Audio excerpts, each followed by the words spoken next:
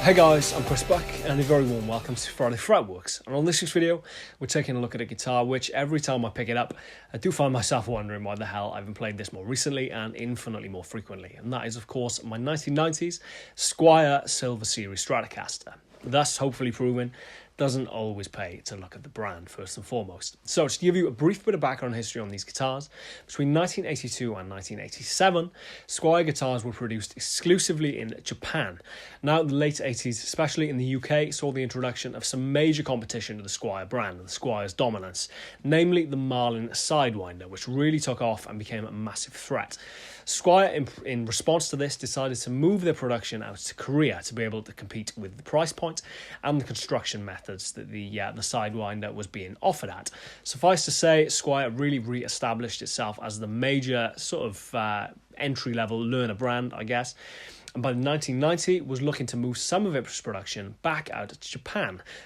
Quality, I guess, being at the heart of that decision, which is where the Squier Silver Series comes in. Now, there's a lot of speculation and a lot of talk about this particular series online, and they've taken on a little bit of a mythical status in regard to how good they actually are, which is why when I saw one offered for sale on Facebook a couple of years ago for the princely sum of £160, admittedly, it did need a little bit of TLC, I was very interested. Couple that with a couple of other sort of important components at the time, namely that I was actually looking for a maple board Strat with which to develop the maple board version of my pickups with Radio Shop pickups. Couple that with the fact that aesthetically it looked very close to a guitar which I'd fallen in love with very recently, and that is a guitar that belongs to Mr. Donny Little. If you recognise Donny's name, it'll be from any number of the high sort of profile session work that he's done over the years.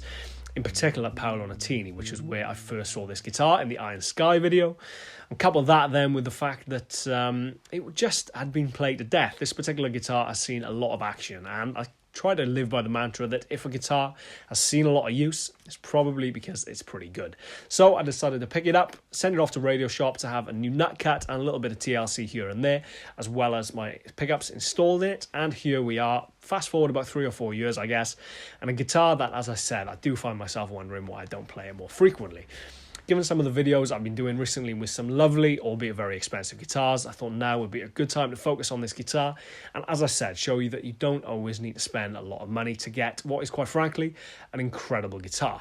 So you may recognise this guitar from a number of different videos, namely the Tableau cover at the start of this particular video, which I shall link above, so should you fancy checking out the full version of that.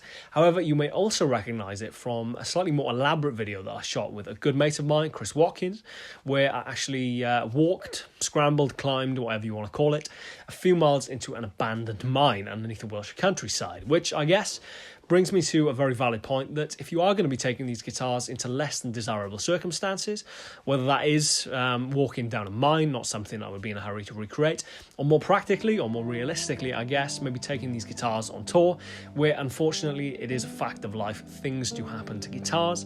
On a flight to Germany recently with a Revstar, the guitar came out the case with a knob missing, or at least rattling around somewhere else in the case, despite having been in a flight case going out.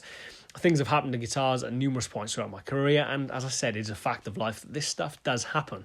So if you can minimise the damage or minimise the risk by taking a guitar that you're slightly less worried about, you know, like a guitar which cost £160 plus the price of the pickups, it just takes the worry out of travelling with these things very slightly. And as I said, it's definitely worth not looking at the brand of the guitar first and foremost. Judge guitars entirely on their merit. There's been some fantastic Squier guitars produced down the years, as there have been some fantastic custom shop Strats produced down the years. Judge guitars entirely on their merit and not necessarily by what it says on the headstock.